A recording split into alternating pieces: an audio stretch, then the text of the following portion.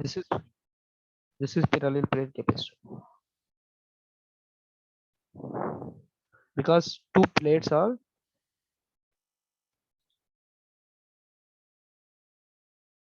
parallel to each other.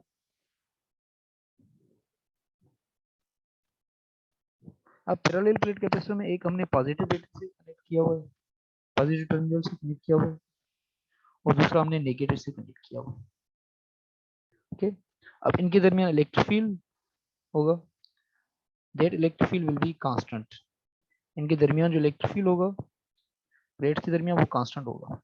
और आपको पता है कि हमने ये पहले कर लिया था गॉस लॉ में कि दो अपोजिटली चार्ज प्लेट्स के दरमियान जो इलेक्ट्रिक फील्ड होता है वो होता है sigma divided by epsilon not, ये इसके बराबर होता है।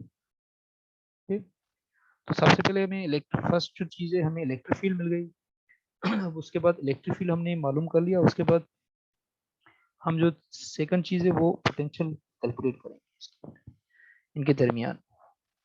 तो अब सेकंड जो है पोटेंशियल, आपको पता है कि पोटेंशियल डिफरेंस जो है वो बराबर होता है minus E dot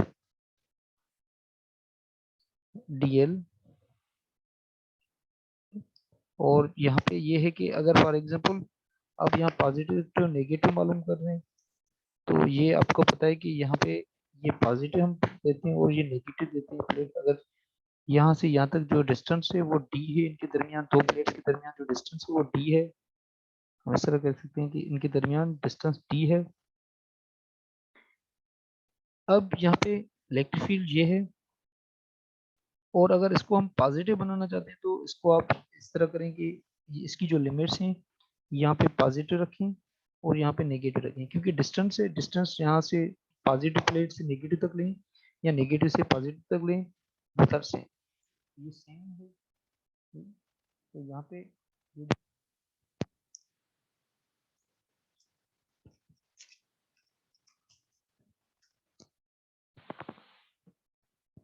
positive to negative जो है वो जो है अब जो साइन होगी नेगेटिव को खत्म।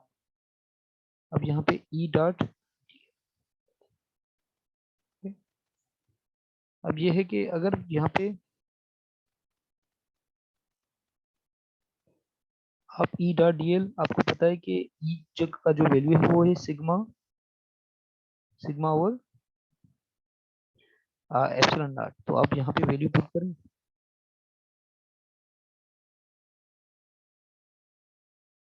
और सिग्मा को आप इस तरह भी लिख सकते हैं कि सिग्मा जो है वो बराबर है चार्ज डिवाइडेड बाय एरिया। तो आप इलेक्ट्रिक फील्ड को इस तरह भी लिख सकते हैं कि charge divided by area into epsilon not. तो ये सेम है, और यहाँ पे आप पुट करें charge divided by area into epsilon dot D L. अब यहाँ पे ये है Q कांस्टेंट है, एरिया कांस्टेंट है, और कैपेसिटी एप्सिलॉन नॉट भी कांस्टेंट है। और यहाँ पे dl जो है डिस्टेंस है from positive to negative plate. तो ये डिस्टेंस जो है हमने बताया हुआ है कि d के बराबर है dl, तो उसकी जगह आप d रख सकते हैं dl की जगह। तो यहाँ पे पोटेंशियल इसके बराबर हो गया। और अगर हम यहाँ पे इस तरह करें कि Q इस साइड पे लेके आए, तो ये V ओवर Q हो गया, और ये हो गया D over A epsilon not. अब यहाँ पे ये है कि अगर V और Q, यहाँ पे जो वोल्टेज और चार्ज है इसको अगर हम उल्टा करें तो ये हो जाएगा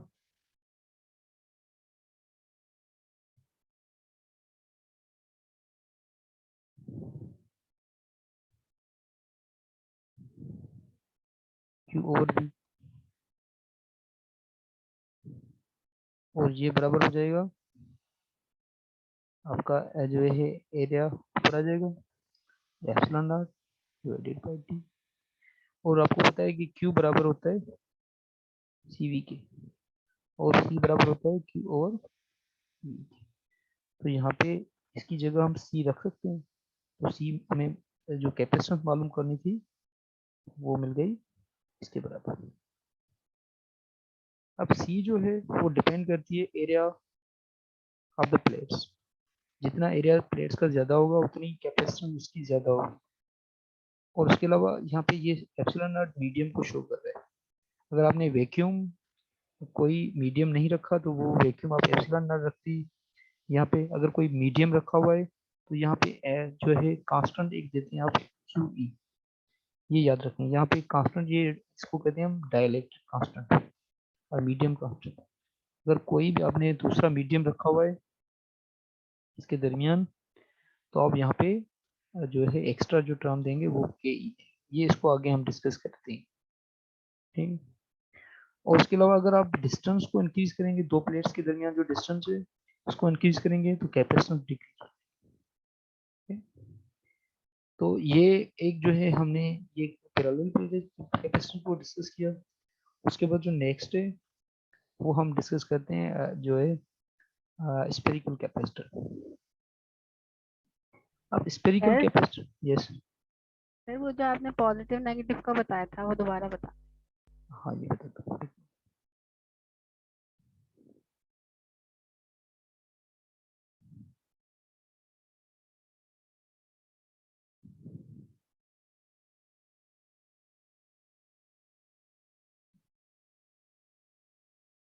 हमने कैपेसिटेंस को कैलकुलेट कर लिया, सी जो बराबर है वो epsilon nought area divided by t. ये capacitance for the parallel plate capacitor. और अगर आप ज्यादा कैपेसिटेंस वाला कैपेसिटर चाहते हैं तो आप ऐसा करें, आप कैपेसिटर एप्सिलॉन नॉट जो है ये है फॉर फ्री स्पेस। अगर आप कोई मीडियम रखना चाहते हैं तो आप यहाँ पे कोई जो है प्लेट्स के दरमियान दो प्लेट्स, फॉर एग्जांपल ये कैपेसिटर है, ठीक है। तो अगर फॉर एग्जांपल आप इसकी कैपेसिटेंस बढ़ाना चाहते हैं तो यहाँ पे आप इनके दरमियान एक मीडियम रखें। तो इस तरह भी आप इसकी कैपेसिटेंस इंक्रीज कर सकते हैं। मीडियम पे भी डिपेंड करती है कैपेसिटेंस। और एरिया, इन प्लेट्स की एरिया जो है उन पे भी डिपेंड करती है, ठीक है। तो ये दोनों पे डिपेंड करती है, एरिया पे भी डिपेंड करती है, कैपेसिटेंस पे और डिस्टेंस पे। और उनके दरमियान जो ये डिस्टेंस है आप ये अगर कम करेंगे तो कैपेसिटेंस इसकी इंक्रीज हो जाएगी। तो एरिया को अगर आप कम करेंगे तो कैपेसिटेंस आपकी इंक्रीज हो जाएगी। तो डिस्टेंस पे भी डिपेंड करती है बिटवीन द प्लेट्स। अब उसके बाद अगर हमारे पास एक स्फेरिकल कंडक्टर्स, दो स्फेरिकल कंडक्टर्स हैं हमारे पास। फॉर एग्जांपल हमारे पास एक कंडक्टर है ये, और दूसरा कंडक्टर है इस तरह, दो कंडक्टर। अब इस कंडक्टर पे अगर हम पॉजिटिव चार्ज रखते हैं, फॉर एग्जांपल इसको पॉजिटिव टर्मिनल से कनेक्ट करते हैं बैटरी के, और इसको नेगेटिव टर्मिनल से कनेक्ट करते हैं, तो इस पे नेगेटिव चार्ज आ जाएगी,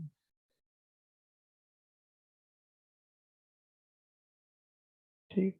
और इनके दरमियान इलेक्ट्रिक फील्ड इस तरह होगा।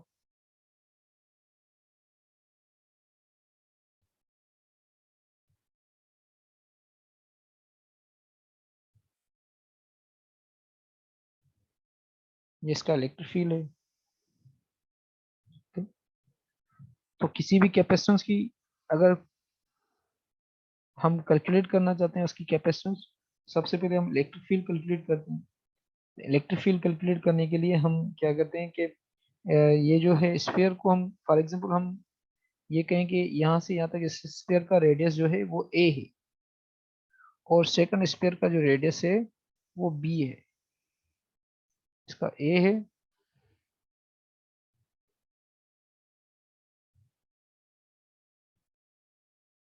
फॉर एग्जांपल इसको मैं हाईलाइट करता हूँ, इसका रेडियस है ए और इसका रेडियस है बी, ठीक।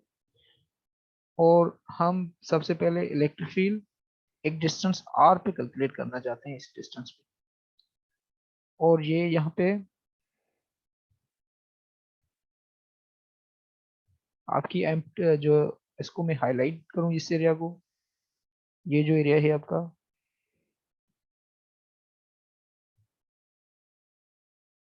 ये एरिया आपका एम्प्टी एरिया है, ठीक। सबसे पहले हम ये जो है इसको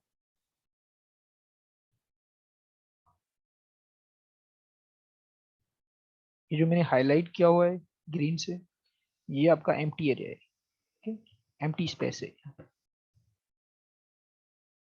है।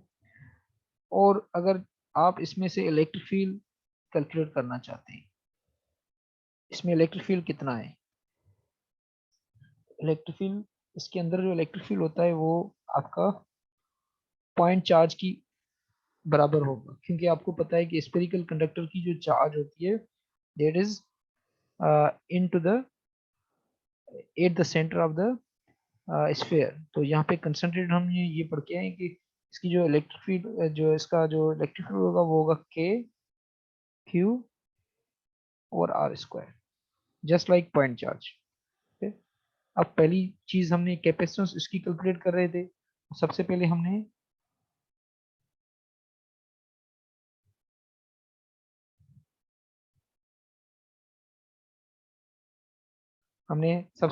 इसका इलेक्ट्रिक फील्ड कैलकुलेट कर लिया। ये इलेक्ट्रिक फील्ड, ये रीजन कौन से रीजन में है, ये रीजन में है, आर है in between A and B, A और बी रीजन के दरमियान जो इलेक्ट्रिक फील्ड है, ये आपका electric field E is equal to k q over r square. Second चीज हम इसकी कैलकुलेट करेंगे पोटेंशियल। अब पोटेंशियल हमने पहले ही बताया कि ये नेगेटिव, ये पॉजिटिव, यहाँ पे ई डॉट डी एल, और यहाँ पे अगर हम डिस्टेंस आर ले रहे हैं तो यहाँ पे आर रख सकते हैं हम डी आर की जगह। यहाँ पे आप जो है वो डी आर रखें, ठीक है? तो यहाँ पे अगर डी आर है आपकी, तो ये आपके, इसको आप ऐसा करें कि यहाँ पे इलेक्ट्रिक फील्ड का वैल्यू पुट करें, और लिमिट्स जो हैं यहाँ पे आप इस तरह लें कि ए टू बी, ठीक है,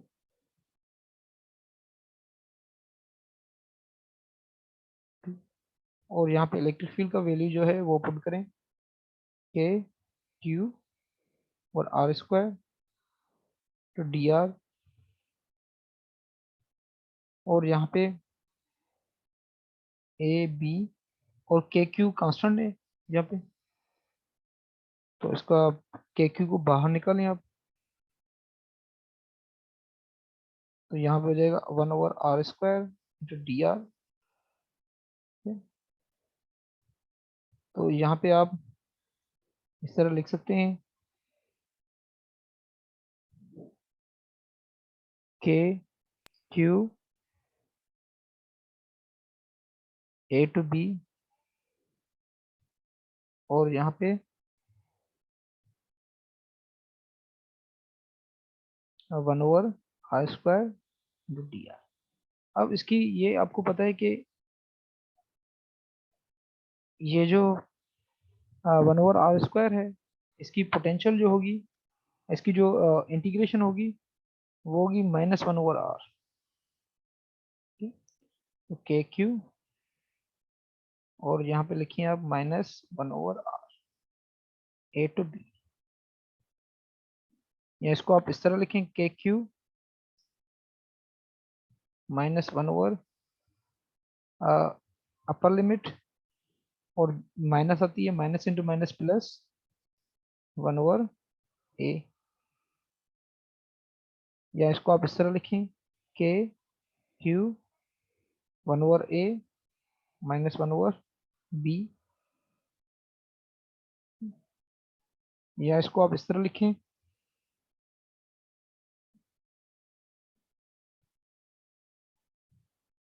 के क्यू, और यहाँ पे ए बी कांस्टेंट रखें, और यहाँ पे हो जाएगा b-a, और यहाँ पे हो गया पोटेंशियल। अब पोटेंशियल जो है आपका वो बराबर है, अगर इसको हम इस तरह लिखें v/q, और k का वैल्यू हम यहाँ पे रखें 1/4πε0, और ये हो जाएगा b-a और ab। और ये हमें इसको उल्टा करें अगर Q ओवर V, तो ये बराबर हो जाएगा 4 pi epsilon not a B और B minus A.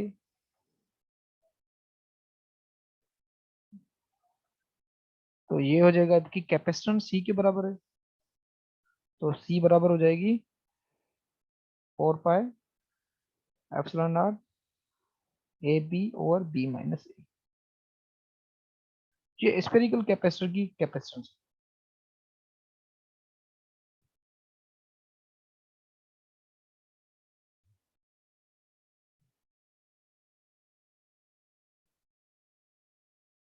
Is there any question?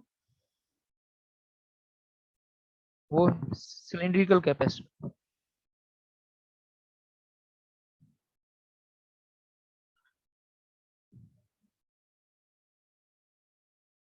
अब सिलिंड्रिकल कैपेसिटर जो है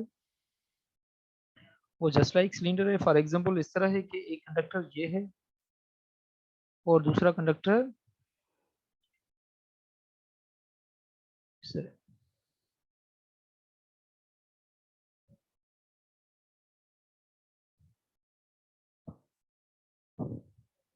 ठीक है, तो ये दो, एक मिनट, इस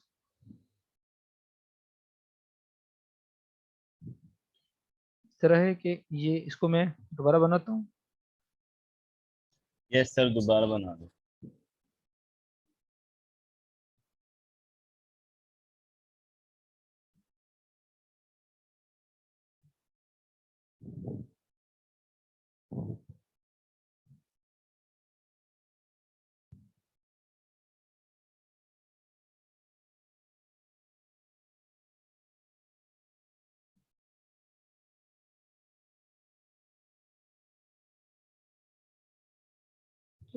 तो ये एक कैपेसिटर, मतलब ये इसके दरमियान भी ये भी कंडक्टर है एक सिलेंडर, और उसके ऊपर भी एक जो है आपका कंडक्टर है। तो दो कंडक्टर्स हैं, एक पे आपकी पॉजिटिव चार्ज आ जाएगी, ठीक है,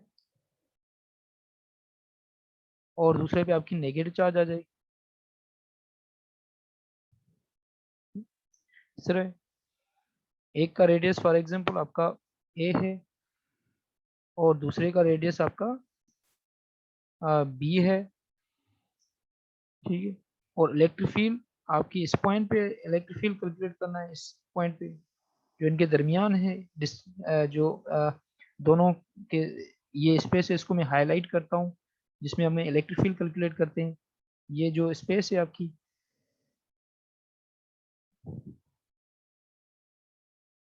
ये इन दोनों के दरमियान स्पेस है। सर ये जो दो स्पेयर्स है इसके दरमियान जो वाला हिस्सा है वो पॉजिटिवली चार्ज है सारा। हाँ, ये जो मैं जो इस पिंक कलर से करता हूँ, ये इस पे पॉजिटिव है, इस पे पॉजिटिव चार्ज है, ठीक है। और उसके अलावा ये जो ऊपर है आपका दूसरा सिलेंडर है, उस पे नेगेटिव है। मतलब ये मैं इसे इस तरह करूँ तो ये सिलेंडर जो है इस पे नेगेटिव चार्ज है, ठीक। तो ये इस पे नेगेटिव चार्ज है और अंदर वाला सिलेंडर है जो उस पे पॉजिटिव चार्ज है, और उनके दरमियान एम्प्टी स्पेस। तो दो प्लेट्स हो गई, ठीक है। तो अब ये एक कैपेसिटर है, एक को हम कनेक्ट करते हैं पॉजिटिव से, इसको हम पॉजिटिव से कनेक्ट करते हैं बैटरी से, और इसको कनेक्ट करते हैं हम नेगेटिव से, ठीक है? अब ये एक कैपेसिटर ये पॉजिटिव से कनेक्ट कर दिया और इसको नेगेटिव से, तो उस पर पॉजिटिव चार्ज आ जाएगी और उस पर नेगेटिव चार्ज आ जाएगी, ठीक है। सबसे पहले चीज तो मैंने बताया कि इस एरिया के दरमियान हमें इलेक्ट्रिक फील्ड कैलकुलेट करनी है कि इलेक्ट्रिक फील्ड इनके दरमियान कितनी है। फर्स्ट, तो इलेक्ट्रिक फील्ड इसके दरमियान, आप सिलिंड्रिकल ऑब्जेक्ट का इलेक्ट्रिक फील्ड आप कैलकुलेट करके आए हैं। वो इलेक्ट्रिक फील्ड होता है lambda over 2 pi epsilon into L, ये हम करके आए, ठीक है। और अगर इसको हम जो है लेमडा जो है वो चार्ज डेंसिटी है इसकी, ठीक है। तो इसको हम इस तरह भी लिख सकते हैं, जो है अ, अगर इसको हम इस तरह लिखें कि lambda is equal to charge per unit length, तो इस तरह भी लिख सकते हैं आप, ठीक है। तो यहाँ पे हो जाएगी आपकी lambda over 2 pi epsilon not over L square, ठीक है। तो इस तरह भी आपकी ये हो सकती है एल स्क्वायर।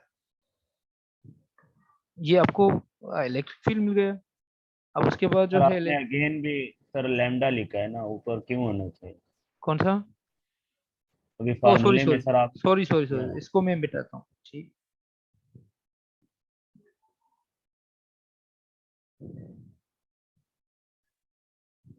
चार्ज, ठीक।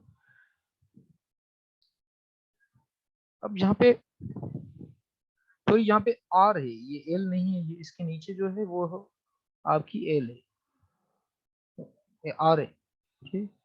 यहाँ पे आर होगी, क्योंकि वो जो फार्मूला हम पढ़ के हैं उसमें आर पीछे, ठीक है, रेडियस।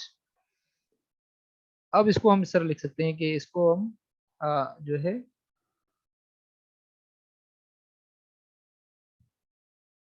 एल इंटू आर लिखें यहाँ पे, ठीक। अब ये हो गया इलेक्ट्रिक फील्ड आपको मिल गया।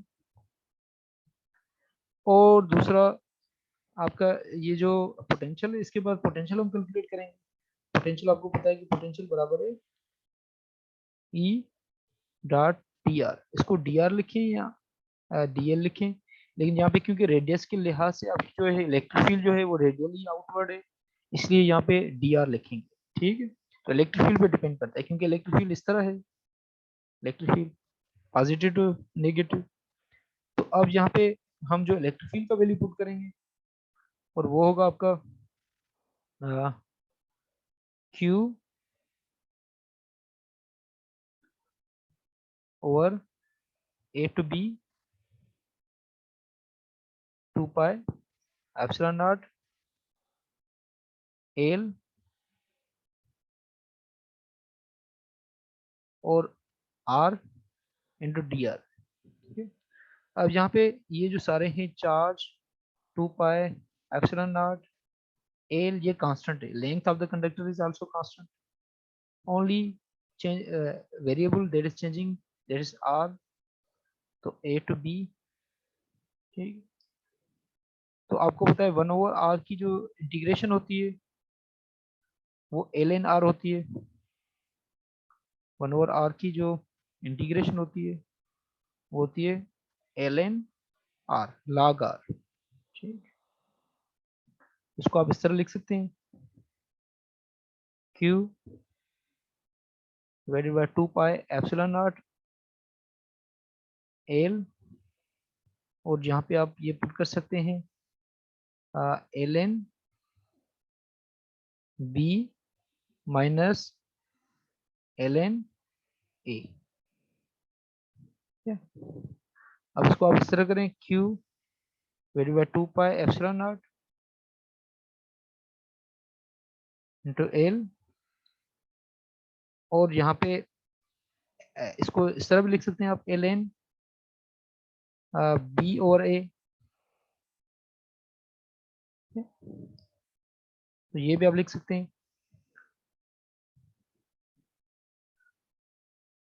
और अगर इसको हम ज्यादा यहाँ पे इसको यहाँ पे करते हैं हम,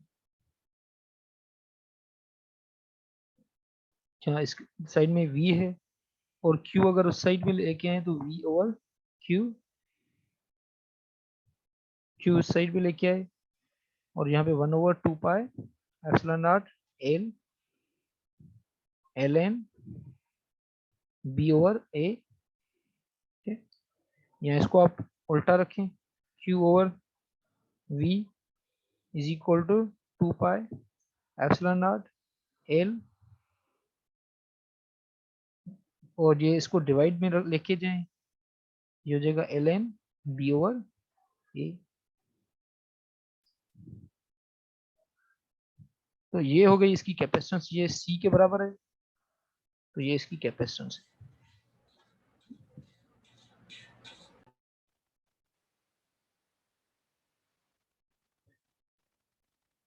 कैपेसिटेंस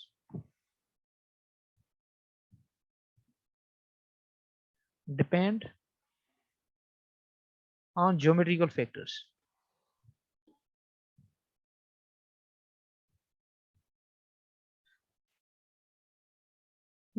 अगर किसी कंडक्टर की आप कैपेसिटेंस बढ़ाना चाहते हैं तो उसकी जो है ज्योमेट्री को चेंज करें। फॉर एग्जांपल आप डिस्टेंस को बढ़ाएं और डिस्टेंस को कम करें, सॉरी, और उसकी जो है कैपेसिटेंस का प्लेट्स का एरिया बढ़ाएं। तो कोई भी चीज जो है आप उसको बढ़ाते जाएंगे तो उससे आप जो है कैपेसिटेंस इंक्रीज होगी या डिक्रीज होगी। ठीक, तो capacitance only depends on the geometrical factors.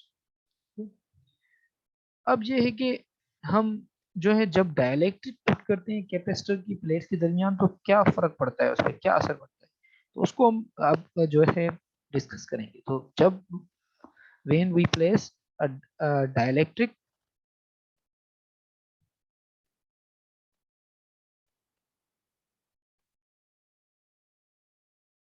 between electric से तो सर स्ट्रांग जी होगी ना जी कैपेसिटेंस।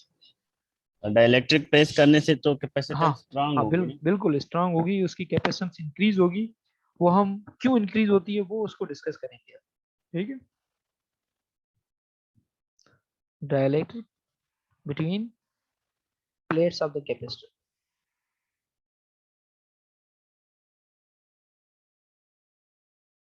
तो अब ये हम डिस्कस करने जा रहे हैं।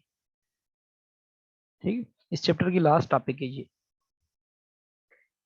अब इसमें ये है कि अगर फॉर एग्जांपल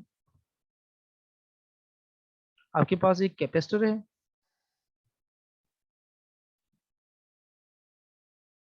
इसको आपने बैटरी से कनेक्ट, अब यहाँ पे दो केसेस हैं। फर्स्ट केस हम डिस्कस कर रहे हैं when battery is connected.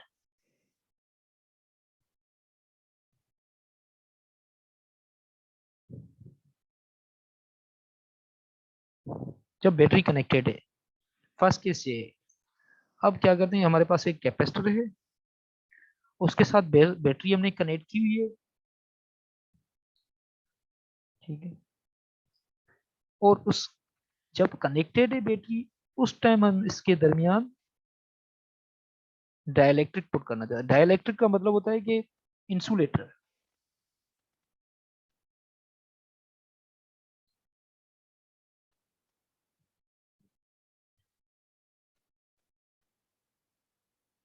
Such as plastic, गिलास, जो भी डाइलेक्ट्रिक्स होते हैं, ठीक है, जिसमें से इलेक्ट्रिसिटी पास नहीं हो सकती उसे डाइलेक्ट्रिक कहते हैं। ठीक है, अब हर एक डाइलेक्ट्रिक का एक कांस्टेंट होता है के एप्सिलॉन के ई। के ई जो होता है कांस्टेंट होता है, उसका मखसूस एक वैल्यू होता है स्पेसिफिक। ठीक है, इसका वैल्यू जो होता है एयर के अलावा सबका जो वैल्यू होता है वो 1 से ज्यादा होता है। ठीक, it is always greater than 1। ठीक, और यहाँ पे अगर फॉर एग्जांपल ये अगर डाइलेक्ट्रिक जनरल में डिस्कस करूं तो डाइलेक्ट्रिक जो है फॉर एग्जांपल अगर हम ये दो प्लेट्स हैं, पॉजिटिव और दूसरी नेगेटिव प्लेट है, अगर इनके दरमियान में एक डाइलेक्ट्रिक पुट करता हूँ तो क्या होगा कि अगर डाइलेक्ट्रिक के अंदर, क्योंकि डाइलेक्ट्रिक के एटम्स का बना होता है और एटम्स जो बने होते हैं पॉजिटिव और नेगेटिव चार्ज के बने होते हैं। ठीक है, तो जब ये इसका इलेक्ट्रिक फील्ड पॉजिटिव का डायरेक्शन से इस तरफ, तो क्या होगा कि पॉजिटिव चार्ज जो होगी वो आपको पता है कि पॉजिटिव चार्ज होगी वो इलेक्ट्रिक फील्ड की डायरेक्शन में मूव होगी, और नेगेटिव चार्ज होगी वो अगेंस्ट द इलेक्ट्रिक फील्ड। तो डाइलेक्ट्रिक के अंदर जो होगी एक एक एज पे आ जाएंगी सारी नेगेटिव चार्जेस और एक एज पे आ जाएंगी सारी पॉजिटिव चार्जेस। तो ये दोनों चार्जेस इसके अंदर इंड्यूस होंगी, इसे कहते हैं जो है पोलराइजेशन ऑफ द डायपोल। ठीक है, polarisation of dipole, polarisation of जो है डाइलेक्ट्रिक। अब यहाँ पे ये हो रहा है कि अगर इसके अंदर जो आपके पास जो अ, ये जो आपने पुट किया हुआ है डाइलेक्ट्रिक प्लेट्स के दरमियान, अब इस पे जो चार्जेस जो हो रही हैं, अगर फॉर एग्जांपल ये जो सेपरेट हो गई चार्जेस, दो चार्जेस, अब ये देखें कि जब ये सेपरेट हो गई, ये डाइलेक्ट्रिक है, एक साइड पे आपकी नेगेटिव आ गई, एक साइड पे आपकी पॉजिटिव आ गई। अब डाइलेक्ट्रिक के अंदर एक इलेक्ट्रिक फील्ड बनता है, वो बनता है पॉजिटिव टू नेगेटिव। ठीक है, ऐसा समझिए कि ये इसके अंदर इस तरह बनता है इलेक्ट्रिक फील्ड डाइलेक्ट्रिक के अंदर। और ये जो इलेक्ट्रिक फील्ड है, ये जो बाहर का इलेक्ट्रिक फील्ड है, ये जो ये इलेक्ट्रिक फील्ड है, इसको कहते हैं एक्सटर्नल इलेक्ट्रिक फील्ड, ये एक्स। और ये जो इलेक्ट्रिक फील्ड है जो हमने यहाँ पे ये बनाया है, ये इलेक्ट्रिक फील्ड है इंड्यूस्ड इलेक्ट्रिक फील्ड, क्योंकि ये इंड्यूस हो रहा है जब आपने पॉजिटिव। तो अब ये यहाँ पे अगर हम बनाएं तो एक्सटर्नल इलेक्ट्रिक फील्ड जो होगा वो ये इलेक्ट्रिक फील्ड होगा due to the positive charges. ये इलेक्ट्रिक फील्ड इस तरह है, और जो इसके अंदर जो इलेक्ट्रिक फील्ड बन रहा है वो इस तरह है। अब ये दोनों देखें, इंड्यूस इलेक्ट्रिक फील्ड और एक्सटर्नल इलेक्ट्रिक फील्ड दोनों एक दूसरे के अपोजिट। तो यहाँ पे नेट इलेक्ट्रिक फील्ड जो है वो डिक्रीज हो रहा है। मतलब आप इलेक्ट्रिक फील्ड अगर फॉर एग्जांपल देखें तो ये इस तरह ऐसा कह सकते हैं कि अगर ये बैटरी से कनेक्टेड नहीं है फॉर एग्जांपल, फॉर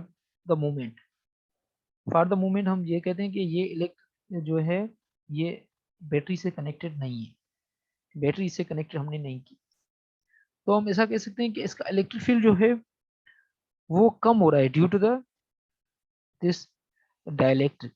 तो आप ऐसा कह सकते हैं कि इलेक्ट्रिक फील्ड जो है वो डिक्रीज हो गया। कितना डिक्रीज हो गया? ये एक्सटर्नल डिवाइडेड बाय के ई, इस फैक्टर से इन इलेक्ट्रिक केस फील्ड, जो इलेक्ट्रिक फील्ड है कैपेसिटर के अंदर वो मतलब कम हो गया है इलेक्ट्रिक फील्ड। क्यों कम हो गया? क्योंकि हमने डाइलेक्ट्रिक इसके अंदर को, ठीक है। अगर इलेक्ट्रिक फील्ड कम हो गया तो पोटेंशियल कम होगी या नहीं? क्योंकि पोटेंशियल बराबर है, पोटेंशियल आपकी बराबर है v is equal to E into D L. तो अगर ये कम हो गया तो के भी कम हो जाएगी, पोटेंशियल भी कम हो जाएगी, तो पोटेंशियल भी कम हो जाएगी। तो डाइलेक्ट्रिक का क्या फर्क पड़ा इस पे? ये potential dropped, electric field decreased,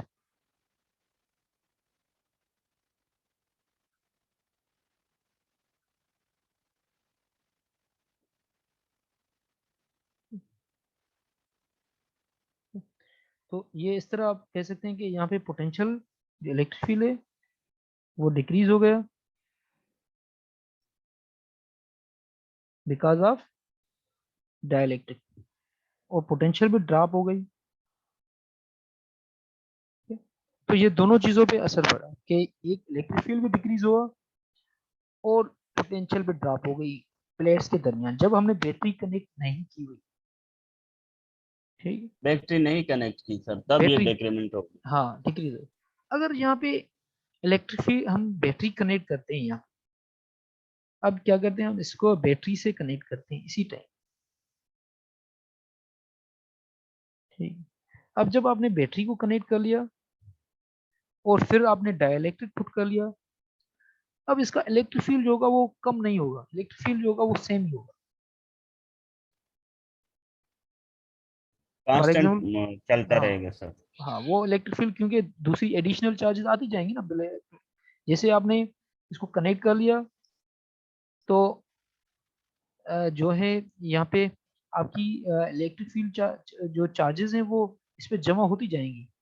तो यहाँ पे और नेगेटिव एक्सटर्नल क्योंकि बैटरी से कनेक्टेड है, तो आपकी जो चार्जेस होंगी वो एक्स्ट्रा चार्जेस यहाँ पे आ जाएंगी, और जो इलेक्ट्रिक फील्ड पहले डिक्रीज हो रहा था उतना इसको मतलब सपोर्ट करेंगे और कंपनसेट करेंगे, कंपनसेट जो सर करेंगी।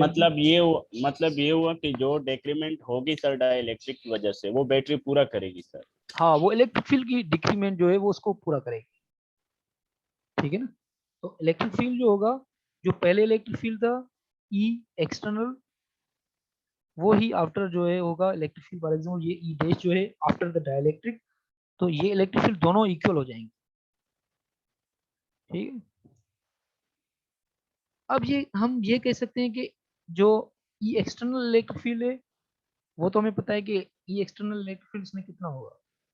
तो ई एक्सटर्नल इलेक्ट्रिक फील्ड हम ऐसा कह सकते हैं कि ई एक्सटर्नल जो इलेक्ट्रिक फील्ड है वो बराबर होगा चार्ज जो बैटरी के प्लेट्स पे है और एप्सिलॉन नॉट इनटू एरिया। ये हम पहले करके आए कि बैटरी के अंदर जो इलेक्ट्रिक फील्ड दो प्लेट्स के दरमियान जो इलेक्ट्रिक फील्ड होता है वो होता है sigma divided by epsilon not.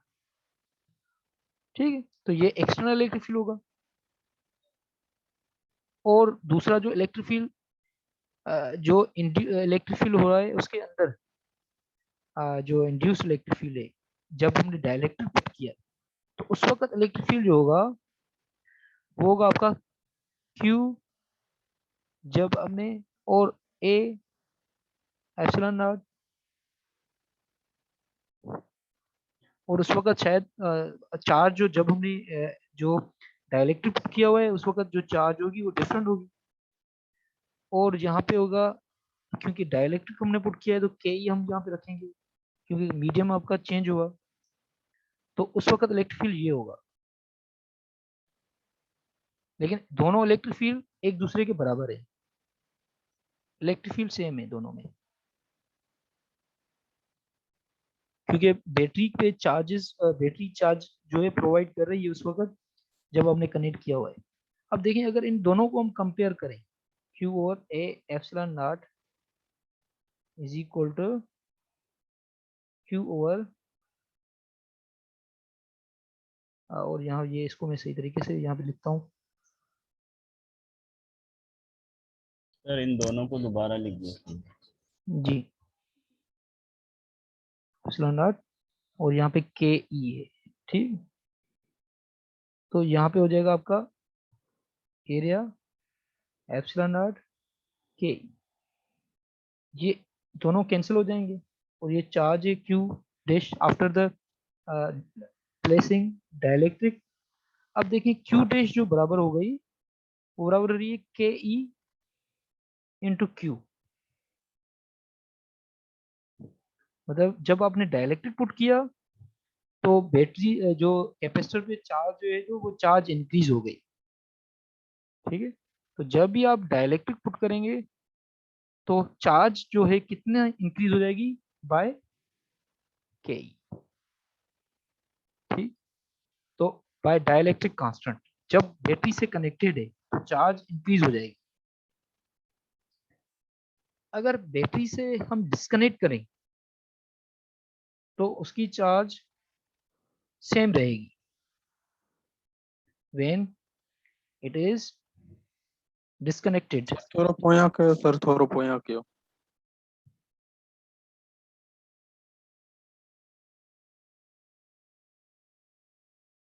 यहाँ पे जो लास्ट लास्ट में लिखे हो। सर जो लास्ट में लिखा है फील्ड को कंपेयर किया हुआ है। जी ये यस यस सर। इसमें कोई क्वेश्चन सर है? ये हेड में समझ में कौन आया, क्यू 4 लिखे हुई है लास्ट में 4 लिखे दो, समझ में ना आया ये लिखे हुए। ये मैंने ये बताया है, ये जो है ये टर्म जो है ये मैंने ये बताया है कि आपकी चार्ज जो है वो बराबर है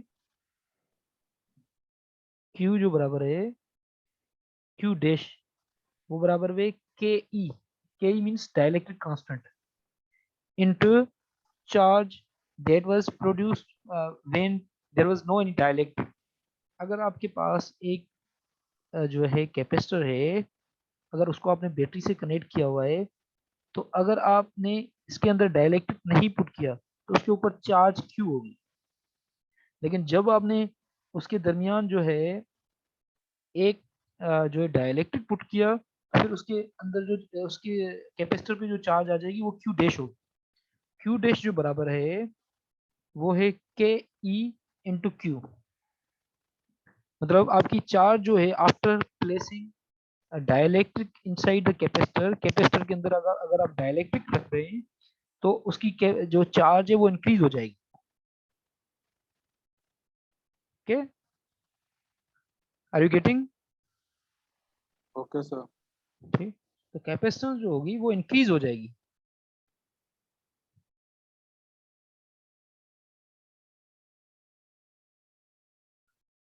और ये मैंने बताया कि when it is disconnected with the battery,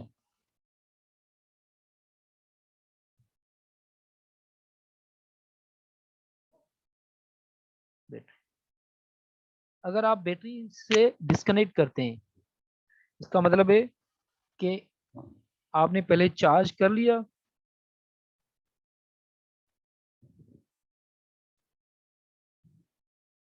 और फिर आपने इसको बैटरी से डिस्कनेक्ट कर लिया, battery is not there, battery यहाँ पे नहीं है। अब क्या होगा, अब आप डाइलेक्ट्रिक पुट कर रहे हैं। जब आप इसके बाद अगर बैटरी से कनेक्टेड नहीं है, आपने इसको इसके जो है दरमियान में रखा है जो एक डाइलेक्ट्रिक, तो यहाँ पे क्या होगा कि जब आपने डाइलेक्ट्रिक इसके दरमियान रखा तो इसका इलेक्ट्रिक फील्ड तो डिक्रीज हो जाएगा, क्योंकि इलेक्ट्रिक फील्ड जो होगा वो हो जाएगा ई और के एप्सिलॉन। इलेक्ट्रिक फील्ड दोनों सिचुएशन में डिक्रीज होगा, लेकिन वहां पे क्योंकि चार्जेस जब बैटरी से हमने कनेक्ट किया था उस वक्त बैटरी एडिशनल जो चार्जेस प्रोवाइड कर रही थी, उस वजह से इलेक्ट्रिक फील्ड पे कोई फर्क नहीं पड़ रहा था जब हमने डाइलेक्ट्रिक पुट किया। लेकिन इस कंडीशन में आपका electric field any how decrease होगा। ठीक है, अगर इलेक्ट्रिक फील्ड डिक्रीज होगा तो आपका पोटेंशियल भी डिक्रीज होगा, तो पोटेंशियल भी इसकी डिक्रीज होगी, क्योंकि इलेक्ट्रिक फील्ड और पोटेंशियल एक दूसरे से डायरेक्टली प्रोपोर्शनल है। ठीक है, तो पोटेंशियल भी डिक्रीज होगी। और कैपेसिटेंस पे क्या फर्क पड़ेगा, तो इसकी कैपेसिटेंस जो होगी, अगर कैपेसिटेंस को हम देखें, कैपेसिटेंस जो बराबर होती है Q ओवर V के बराबर होती है। ठीक है? अगर ये पोटेंशियल डिक्रीज हो रही है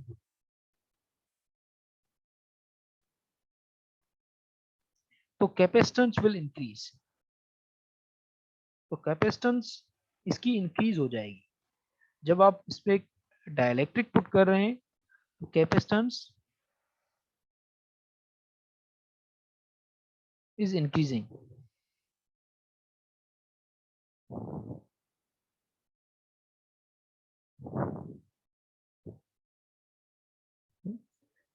और जो पहले सिचुएशन थी उसमें हमने कहा कि जो चार्ज है वो बराबर थी Q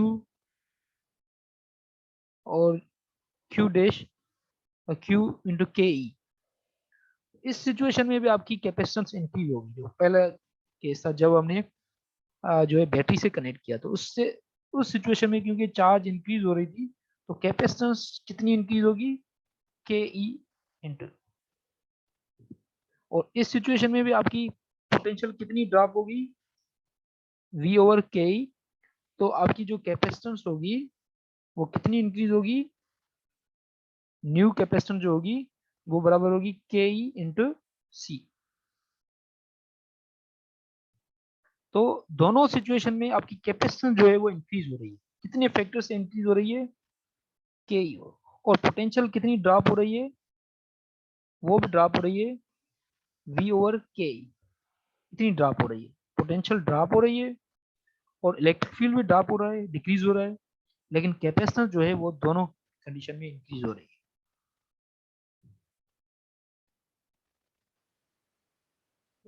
So we have first topic,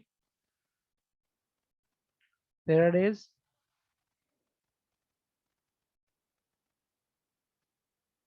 law of electromagnetic induction.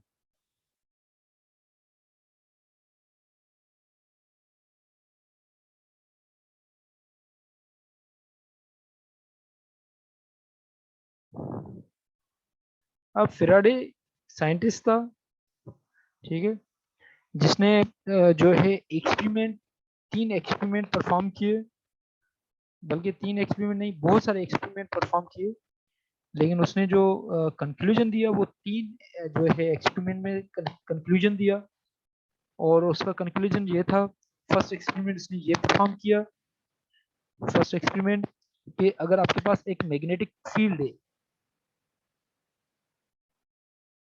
ये क्रॉस का मतलब है कि मैं जो मैग्नेटिक फील्ड है मेरा इस स्क्रीन के अंदर है, या ये बोर्ड है तो अगर तो उसके अंदर है, तो इसका मतलब क्या हुआ, क्रॉस का मतलब क्या है कि मैग्नेटिक फील्ड इनसाइड।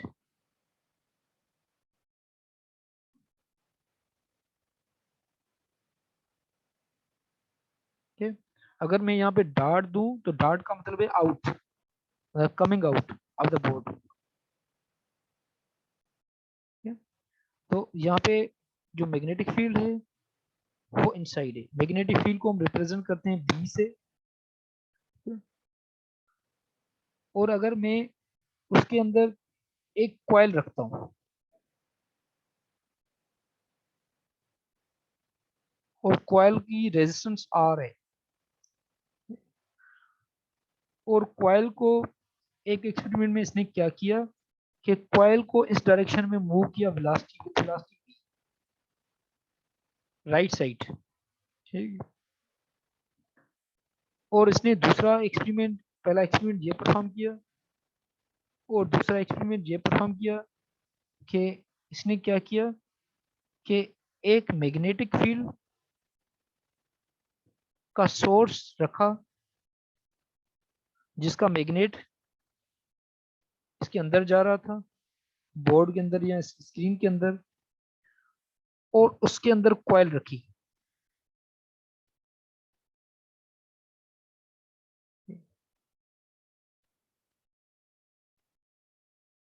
अब इसको मैग्नेट को मूव किया और इसको स्टेशनरी रखा, इसकी वेलोसिटी अब 0 है, और अब मैग्नेट को मूव करवाया वेलोसिटी v से लेफ्ट साइड। अब इसने दोनों सिचुएशन में देखा कि इसके अंदर एक करंट फ्लो कर रहा है आए जब ये मूव करवा रहा है। अब इस सिचुएशन में भी इसका करंट मूव कर रहा है।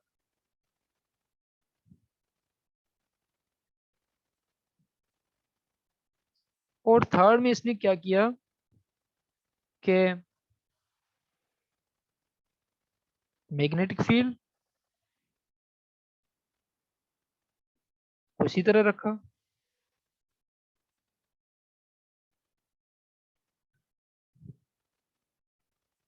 लेकिन अब कॉइल को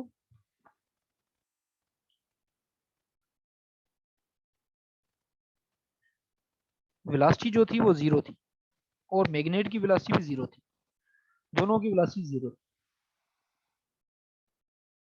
तो उस टाइम भी, उस टाइम इसको जो है करंट जो मालूम हुआ वो 0 के बराबर।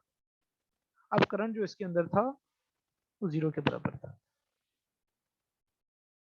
तो इसने ये अंदाजा लगाया कि जब भी रिलेटिव मोशन है, देखिए यहाँ पे भी रिलेटिव मोशन है, यहाँ पे भी रिलेटिव मोशन है, अगर मैग्नेट और जो कॉइल है इन दोनों के दरमियान जब भी मोशन हो रही है, दरमियान रिलेटिव मोशन हो रही है, हम इस तरह कह सकते हैं कि रिलेटिव मोशन,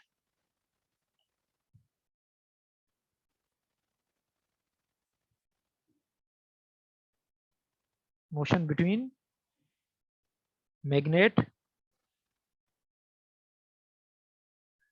एंड कॉइल। जब भी कॉइल और मैग्नेट के दरमियान मोशन हो रही है तो उसने कहा कि an EMF is induced, a current is induced,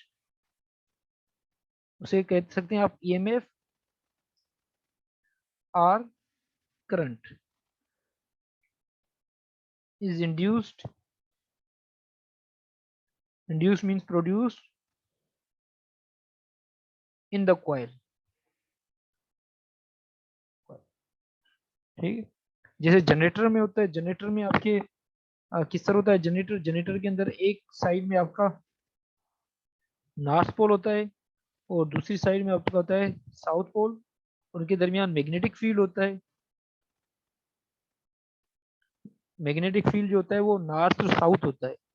ठीक है, जैसे इलेक्ट्रिक फील्ड होता है पॉजिटिव टू नेगेटिव, उसी तरह यहाँ पे मैग्नेटिक फील्ड जो होता है वो पॉजिटिव नॉर्थ टू साउथ। अगर इनके दरमियान हम एक कॉइल रखें,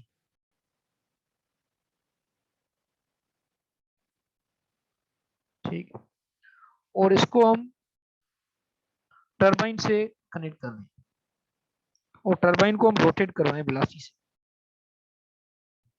ठीक है, तो ये जो है आपका इसके कॉइल के अंदर जो है करंट प्रोड्यूस हो सकता है, जैसे डायनामो में होता है कि जैसे पहले जो आपके पास बाईसाइकिल होती थी और उसके अंदर छोटा सा डायनामो लगा होता था, जब आप साइकिल चलाते थे तो वहां पे उसकी जो लाइट थी वो ऑन होती थी। क्यों ऑन होती थी? क्योंकि उसके अंदर जो डायनामो है, डायनामो के अंदर ये प्रोसेस होता है कि अंदर जो होता है नॉर्थ पोल एक होता है और दूसरा साउथ पोल होता है और उनके दरमियान एक कॉइल होती है। ठीक है, कॉइल जो देखी है आपने, जैसे गोल्डन कलर की कॉइल होती है, जैसे निकलती है कॉपर कॉइल, तो वो आप जब रखते हैं और उसको आप मूव करवाते हैं कॉइल को, आप मूव किसी भी सोर्स से करवा सकते हैं। ये अगर डैम है तो पानी के जरिए आप मूव करवा सकते हैं।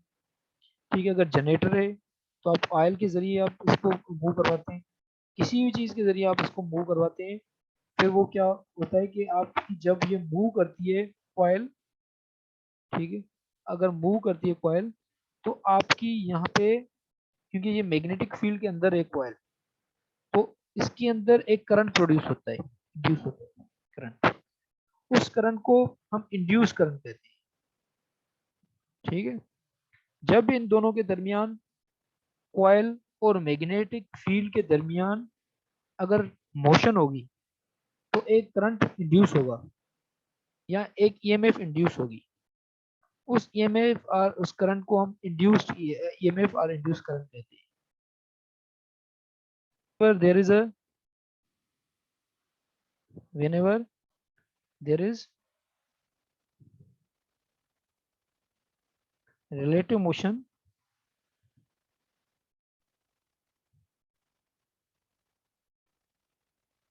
between magnet and a source and a coil। ठीक, तो जब भी रिलेटिव मोशन होगी तो आपका वो इंड्यूस्ड ईएमएफ हो। अब इंड्यूस्ड ईएमएफ और बैटरी के ईएमएफ में फर्क है। अब बैटरी की ईएमएफ जो होती है या करंट होता है वो एक ही डायरेक्शन में होता है, आप देख के आए बैटरी का। अब यहाँ पे ये जो ईएमएफ होगी वो चेंजिंग ईएमएफ होगी, इस तरह ईएमएफ होगी। ये इंड्यूस्ड ईएमएफ जो होगी वो मतलब, क्योंकि आप देखते हैं यहाँ पे कि आपका जो जनरेटर होता है, फॉर एग्जांपल नॉर्थ पोल और साउथ पोल, और इनके दरमियान जो मैग्नेटिक फील्ड होता है वो इस तरह होता है, बी मैग्नेटिक फील्ड हम कहते हैं। और इसके दरमियान अगर हम कॉइल रखें एक, और उस कॉइल को हम किसी भी सोर्स से हम रोटेट करवाएं, तो आप देखेंगे कि एक्चुअली इसके अंदर जो है वो एक चीज जो चेंज हो रही है, वो चेंज हो रही है इसके अंदर जो ये कॉइल है, क्योंकि कॉइल का एरिया ए है। ठीक है, और ये मैग्नेटिक फील्ड में रखा है आपने। एक चीज जो चेंज हो रही है यहाँ पे वो है मैग्नेटिक फ्लक्स, क्योंकि कॉइल का एरिया कंटिन्यूसली चेंज हो रहा है। किसी टाइम में ये कॉइल जो है फर्स्ट जो थी फॉर एग्जांपल इस डायरेक्शन में है और फिर रोटेट हो रही है।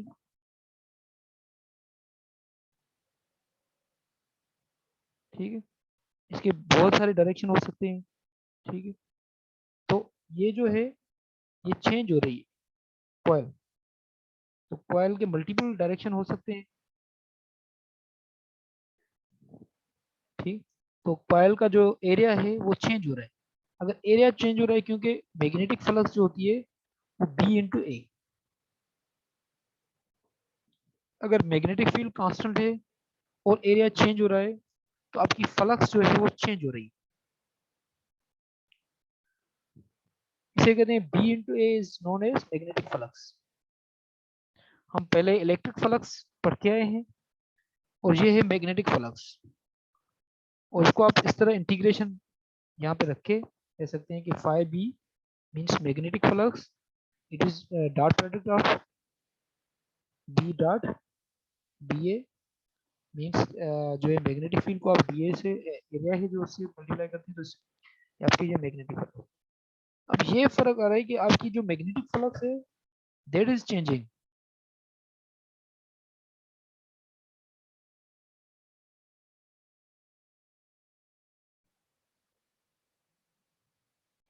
whenever there is a relative motion between coil and a magnetic field, अगर इनके दरमियान आपकी जो है मोशन है, मतलब कॉइल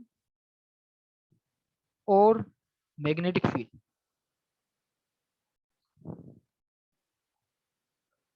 इनके दरमियान अगर रिलेटिव मोशन है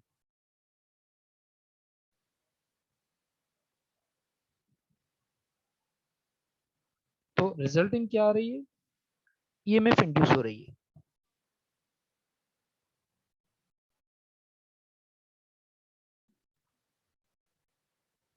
ठीक है, अब ये ईएमएफ जो इंड्यूस हो रही है ये ईएमएफ डिपेंड करती है जो है चेंजिंग मैग्नेटिक फ्लक्स। जितनी चेंजिंग मैग्नेटिक फ्लक्स ज्यादा होगी उतनी ईएमएफ ज्यादा इंड्यूस होगी। ठीक है, अब ये जो है इसको हम इस तरह लिख सकते हैं कि ईएमएफ जो है that is directly proportional to minus D phi by D T. अब यहाँ पे ये माइनस साइन हम बाद में इसको जो है डिस्क्राइब करेंगे कि माइनस साइन का यहाँ पे मतलब क्या है, लेकिन यहाँ पे ईएमएफ जो है वो इंड्यूस्ड ईएमएफ, तो वो जो है directly proportional rate of change of magnetic flux. ठीक है, और यहाँ पे अगर इसको हम इस तरह भी लिख सकते हैं कि EMF induced is equal to minus D phi by D T. इसको हम कहते हैं Faraday's law of electromagnetic induction.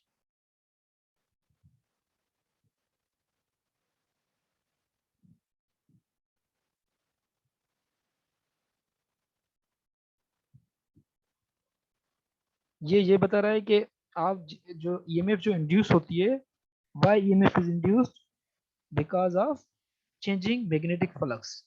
जब भी किसी कॉइल के अंदर आप मैग्नेटिक फ्लक्स को चेंज करवाएंगे तो उसके अंदर एक ईएमएफ इंड्यूस होगी, उस ईएमएफ को हम कहते हैं इंड्यूस्ड ईएमएफ, और वो डिपेंड किस पे डिपेंड करेगी, डी फाई बी और D T.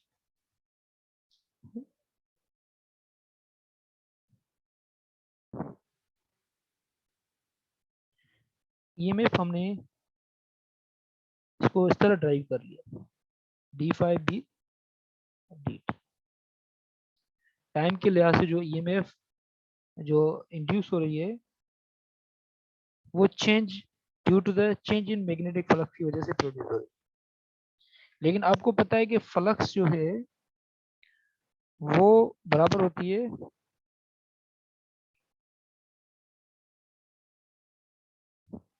B dot D ए। इसके बराबर होती है, या आप इसको इस तरह लिख सकते हैं कि माइनस डी बी और D T dot D A. अब देखें ईएमएफ जो इंड्यूस हो रही है वो due to the changing magnetic field की वजह से प्रोड्यूस हो रही है। तो ईएमएफ आप कह सकते हैं कि यहाँ पे जो ईएमएफ प्रोड्यूस हो रही है that is due to the changing magnetic field. जब तक मैग्नेटिक फील्ड चेंज होता रहेगा तब तक आपकी ईएमएफ इंड्यूस होती रहेगी। ठीक है, तो ईएमएफ इज इंड्यूस्ड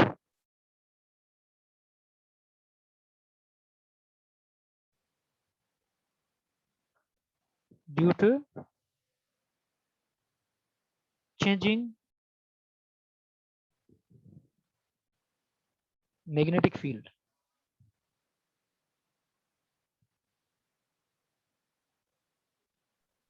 सर ये बी डॉट डी ए कहाँ से आया? अब देखिए फ्लक्स डी फाई जो है वो किसके बराबर है, किसके बराबर है, ठीक है। यस सर, सही है, ठीक है। तो इसकी जगह हमने ये रखा डी फाइव ई। तो ये हो गया आपका जो है ईएमएफ इंड्यूस जो है। अब हमने क्या जो है यहाँ पे जो ईएमएफ इंड्यूस किसके बराबर कर लिया हमने हमने कहा कि ईएमएफ इंड्यूस तब प्रोड्यूस होगी जब आपका चेंजिंग मैग्नेटिक फील्ड होगा। जब भी आपका मैग्नेटिक फील्ड चेंज होगा तब आपकी ईएमएफ इंड्यूस होगी। आप किसी भी सोर्स के जरिए आपको मैग्नेटिक फील्ड को आप चेंज करवाएं तो आपकी ईएमएफ इंड्यूस होगी। और आपको पता है कि ईएमएफ इंड्यूस किसके बराबर है, वो बराबर है E इंटू डी एल। ये हम पहले करके आए, electric field into D L. EMF actually EMF आपको पता है ना, ईएमएफ तो वोल्टेज ही है, सोर्स की वोल्टेज को हम ईएमएफ कहते हैं। तो वोल्टेज का पता है फार्मूला कि ई डॉट डी एल ये है। तो आप इसकी जगह पे आप यहाँ पे ये रख सकते हैं E dot D L is equal to minus D D T, या इसको आप ऐसा करें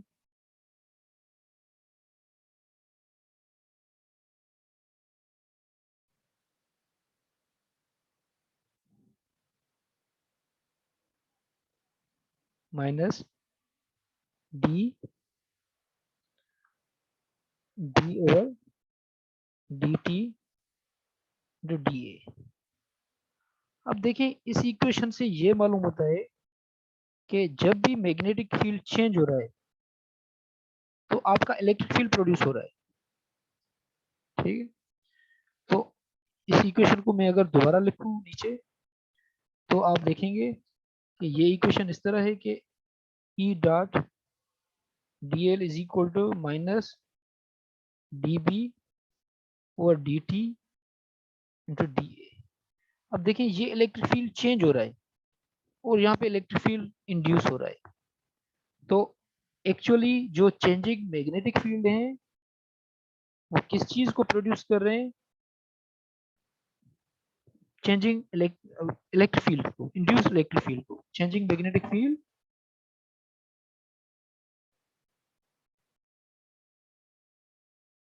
आर प्रोड्यूसिंग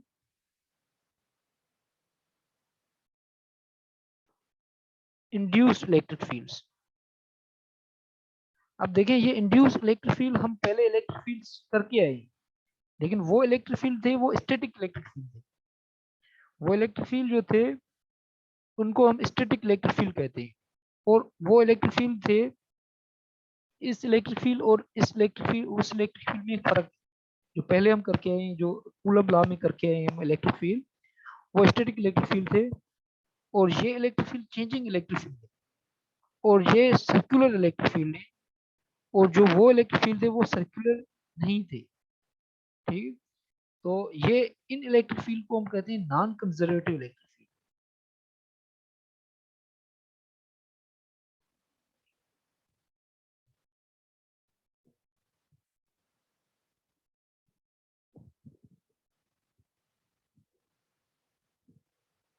अब नॉन कंजर्वेटिव इलेक्ट्रिक फील्ड का मतलब होता है कि वो इलेक्ट्रिक फील्ड जिसका आप सर्कुलर पाथ लें सराउंडिंग तो वो जीरो के बराबर ना हो। तो आप इस तरह लें, अगर इसकी ई डॉट डी एल लें और उसके इंटीग्रेशन लें, वो जीरो के बराबर नहीं होगी। इन इलेक्ट्रिक फील्ड को कहते हैं नॉन कंजर्वेटिव इलेक्ट्रिक फील्ड। और वो इलेक्ट्रिक फील्ड जो आप स्टैटिक इलेक्ट्रिक फील्ड कर के आए थे पहले कूलम्ब लॉ में, जो इस तरह थे, वो अगर जो इलेक्ट्रिक फील्ड उसमें करके आए थे आप कूलम्ब लॉ में, अगर उनकी आप ई डॉट डी एल लेंगे सर्कुलर पाथ में तो वो जीरो के बराबर हो जाएगी, ठीक है, फॉर कंजर्वेटिव इलेक्ट्रिक फील्ड।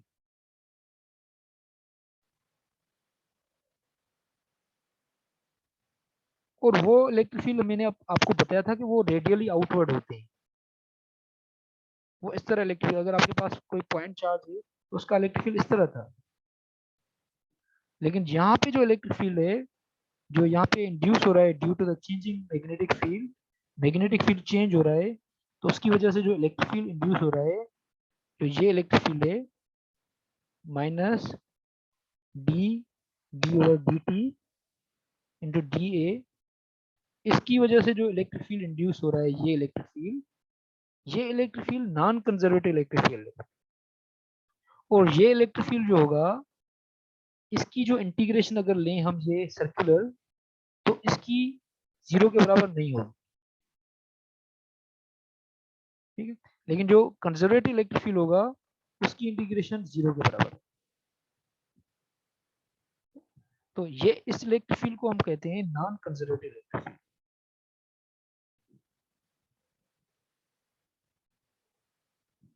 और ये सर्कल्स में होता है, इस तरह होता है किसी भी कंडक्टर के अंदर ये, इसीलिए यहाँ पे इंटीग्रेशन की जो है हमने सर्कल लगाया हुआ है यहाँ पे।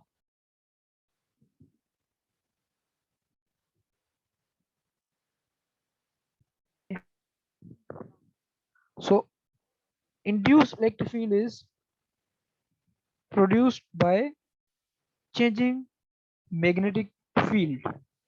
तो एक्चुअली जो आपका यहाँ पे फैराडे लॉ क्या बता रहा है कि जब भी आपका मैग्नेटिक फील्ड प्रोड्यूस होगा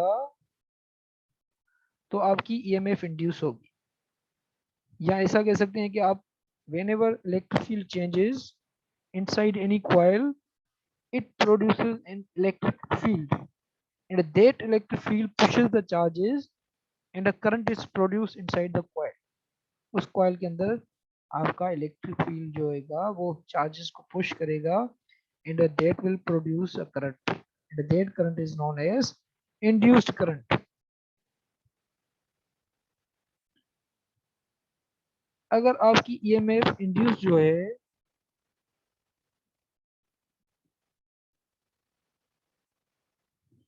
वो, या ऐसा पहले करें कि फ्लक्स को देखें हम, अगर फ्लक्स आपकी इंक्रीज हो रही है,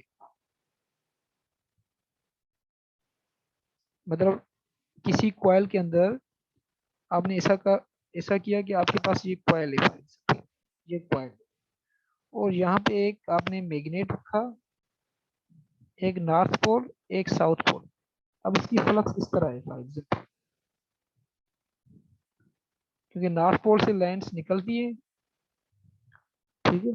तो आपने फ्लक्स से, अब जैसे आप इसको नीचे लेके आएंगे,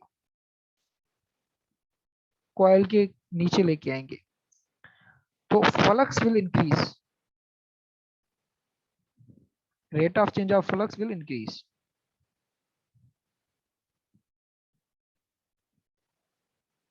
क्योंकि आपकी जो फ्लक्स है वो इंक्रीज हो रही है नीचे, जैसे आप नीचे लेके आ रहे हैं तो आपकी इसमें से लाइंस ज्यादा क्रॉस कर रही है इस कॉइल में से।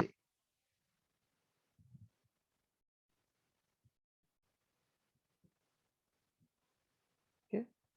अब जब इसमें से ज्यादा फ्लक्स लाइंस जो है क्रॉस कर रही है, तो जैसे नीचे आप आ रहे हैं, जैसे नीचे आप आ रहे हैं, तो आपकी जो यहाँ पे ये जो रेट होगा ये इंक्रीज होगा। अगर ये इंक्रीज होगा तो आप देखें यहाँ पे नेगेटिव साइन है, तो ईएमएफ जो होगी वो डिक्रीज होगी, ठीक है। तो ईएमएफ जो होगी वो लेस देन 0 होगी, क्योंकि नेगेटिव साइन है आपकी यहाँ। तो जब ईएमएफ, जब फ्लक्स आपकी पॉजिटिव है, ग्रेटर देन 0 है, तो आपकी ईएमएफ इंड्यूस जो होगी वो लेस देन 0 होगी, क्योंकि फ्लक्स अगर सर्किट में इंक्रीज हो रही है तो आपकी ईएमएफ डिक्रीज होगी। फर्स्ट, अगर आपकी ईएमएफ डिक्रीज हो, सॉरी फ्लक्स डिक्रीज हो रही है, अगर आपकी जो है rate of change of flux, for example आप इस जो आपके पास वो था मैग्नेट, फॉर एग्जांपल ये कॉइल थी और यहाँ पे ये मैग्नेट था, इसका ये नॉर्थ पोल, अगर आप इसको ऊपर लेके जा रहे हैं, अगर ऊपर लेके जाएंगे तो इसकी मैग्नेटिक फ्लक्स का मैग्नीट्यूड जो होगा वो डिक्रीज होगा, तो आपकी ईएमएफ जो होगी वो इंक्रीज होगी।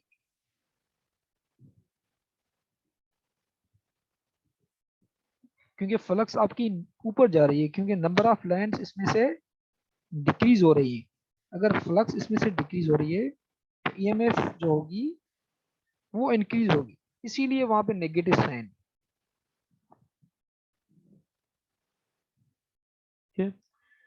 तो जैसे जैसे हमने कैपेसिटेंस कहा था कि कैपेसिटेंस जो है प्रॉपर्टी है कैपेसिटर की, कि कैपेसिटेंस जो है मतलब कैपेबिलिटी ऑफ होल्डिंग चार्ज, किसी भी कंडक्टर की जो कैपेबिलिटी होती है होल्डिंग चार्ज की, उसको हम कैपेसिटेंस कहते हैं। लेकिन इंडक्टेंस जो होती है ये भी किसी कंडक्टर की, लेकिन ये जो होती है एनर्जी, जब आप कोई कॉइल जो है फॉर एग्जांपल इस तरह की कॉइल बनाए, ठीक, ये कॉइल इसको कहते हैं हम इंडक्टर। और ये इंडक्टर जो होता है इसकी एबिलिटी होती है to store the magnetic energy, ठीक है।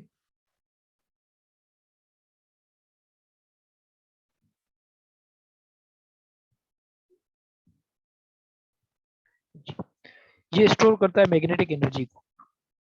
जैसे आपका कैपेसिटर जो है चार्ज को और उसके अलावा इलेक्ट्रोस्टैटिक एनर्जी को स्टोर कर रहा था, इसी तरह ये जो इंडक्टर होता है ये स्टोर करता है मैग्नेटिक एनर्जी को इन मैग्नेटिक फील्ड। अब ये इंडक्टेंस जो होती है इसको हम एल से रिप्रेजेंट करते हैं।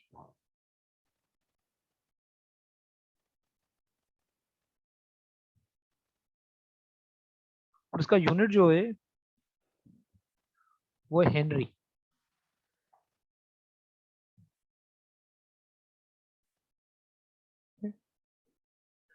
अब क्या होता है कि जब आप इंडक्टेंस जो है, अब इंडक्टेंस में जब भी इंडक्टर में करंट फ्लो होता है, जब भी आप फॉर एग्जांपल आपने एक जो है सर्किट बनाया और एक स्विच यहाँ पे लगाया और यहाँ पे बैटरी लगाई,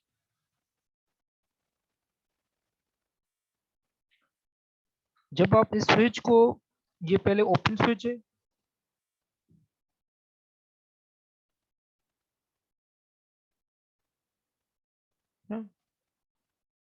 अब ओपन स्विच है, जैसे बैटरी की ईएमएफ है, जैसे आप इसको ऑन करेंगे तो क्या होगा कि ये जो इंडक्टर है इस इंडक्टर में एक ईएमएफ इंड्यूस होगी, और वो ईएमएफ जो होगी वो बराबर होगी L D I by D T. ये इस इंडक्टर में इंड्यूस होगी ईएमएफ। अब ये ईएमएफ जो इंड्यूस होगी, अगर फॉर एग्जांपल आपकी बैटरी का करंट जो है इस डायरेक्शन में फ्लो कर रहा है, बैटरी करंट या बैटरी की ईएमएफ, आप इस तरह करें, इसको बैटरी की ईएमएफ लिखें आप, कि अगर बैटरी की ईएमएफ जो है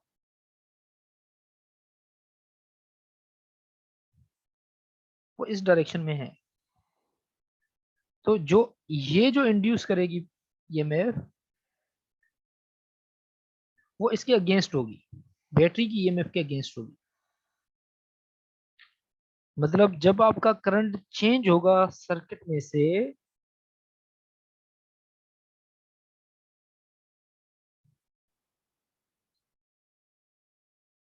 तो वो एक ईएमएफ इंड्यूस करेगी, और वो इंड्यूस जो होगी, इंड्यूस ईएमएफ जो होगी against the battery EMF, battery EMF के अगेंस्ट होगी। अब ये क्या करेगी, जैसे करंट बढ़ने की कोशिश करेगा तो उसकी it will offer the resistance to the change in EMF. जैसे आपने इसको कनेक्ट कर लिया, जैसे आपने स्विच ऑन कर लिया, तो पहले करंट क्या होगा, पहले करंट जीरो था, 0 में से I वैल्यू तक पहुंचने की कोशिश करेगा। तो जैसे करंट चेंज हो रहा है, अगर करंट चेंज होगा, आप देखिए यहाँ पे चेंज इन करंट है, अगर चेंज इन करंट हो रहा है तो यहाँ पे ईएमएफ इंड्यूस होगी, और उस ईएमएफ का डायरेक्शन जो होगा वो अगेंस्ट होगा बैटरी की ईएमएफ के। तो ये जो ईएमएफ आपकी है इसको बैक ईएमएफ भी हम कहते हैं। कि अब इंडक्टर में एक बात पहले, मतलब आपका जब आपका टाइम 0 था,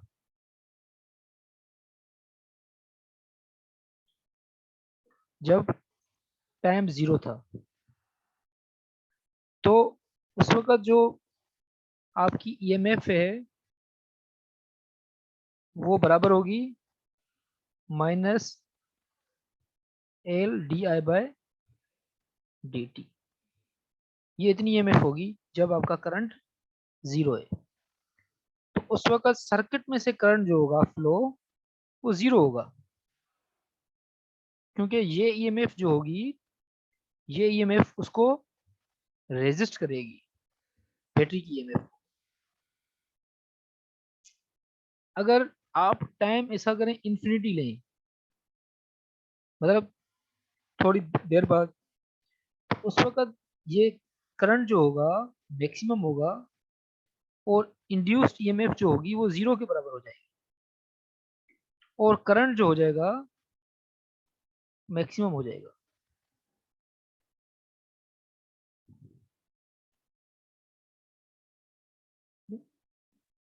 मतलब एक वैल्यू पे आएगा जिस जो वैल्यू इसका मैक्सिमम होगा। तो ऐसा होता है कि जैसे आपका कैपेसिटर था, अगर आपके सर्किट में कैपेसिटर था तो उस वक्त इस तरह था कि आपका पहले करंट इसमें से ज्यादा फ्लो हो रहा था, मैक्सिमम व्हेन टाइम वाज 0। तो उस वक्त उसमें करंट जो था वो मैक्सिमम था।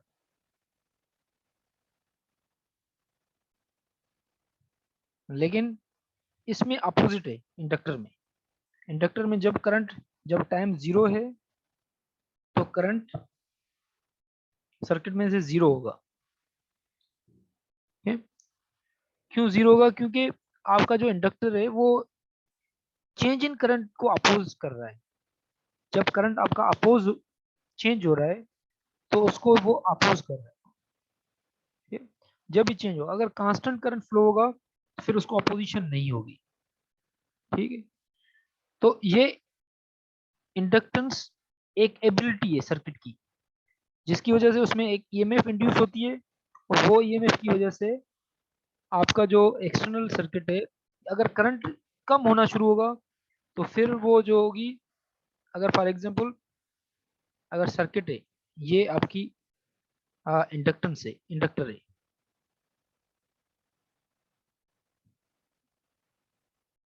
अगर आपकी ईएमएफ इस डायरेक्शन में है सर्किट की, तो इसकी जो एक्सटर्नल जो ईएमएफ होगी, जो इसकी इंड्यूस ईएमएफ होगी, वो इसके अगेंस्ट होगी।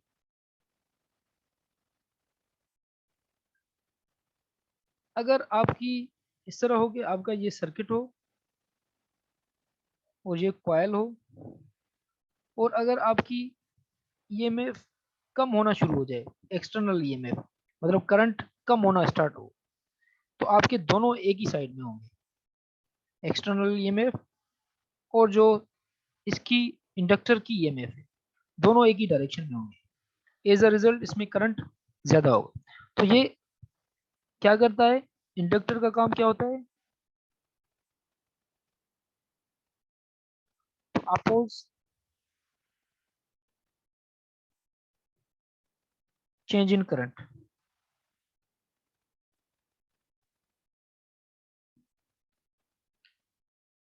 ठीक है? तो ये अपोज करता है चेंज इन करंट। जब भी आपका करंट सर्किट में चेंज होगा तो वो उसको जो है अपोज करने की कोशिश करेगा। अब ये है कि अगर फॉर एग्जांपल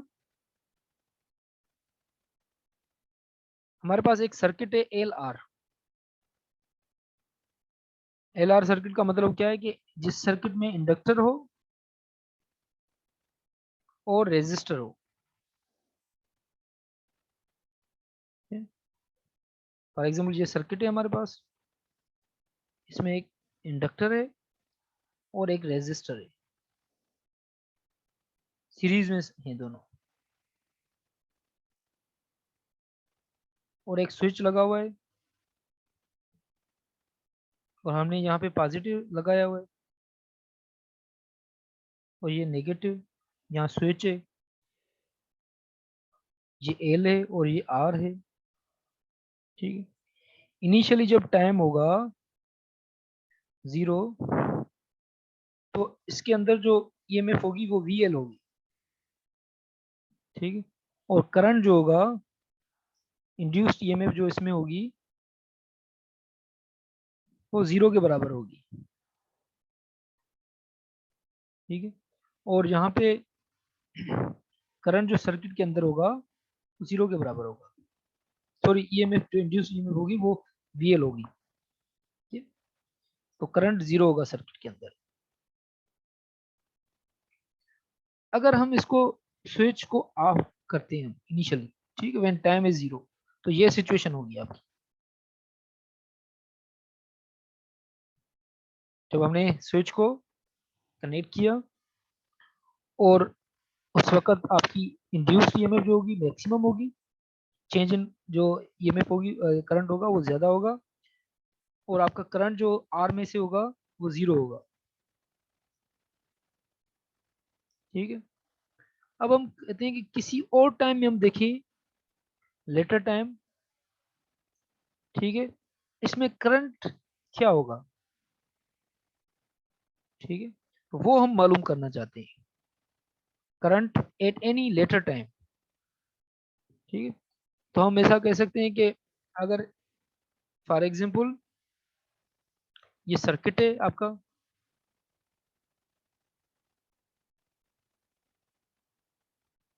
अगर सर्किट के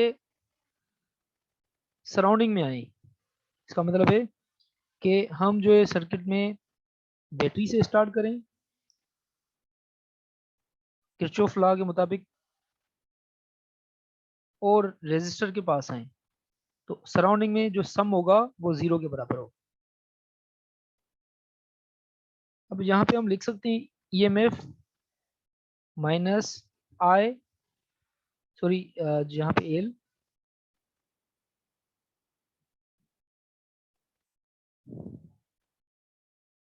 L D I by D T,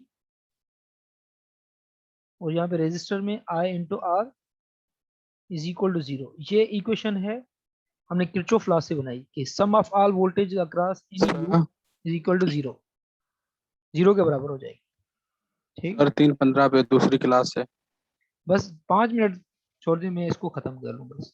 sir अभी इसकी लिंक आ गई है, जैसे बोले आप अच्छा, क्लास है। जी हाँ। चलो ये आप ये यहाँ से जो है दूसरे वीडियो में मैंने ये किया हुआ है पहले ही, तो आप ऐसा करना, वहाँ से ये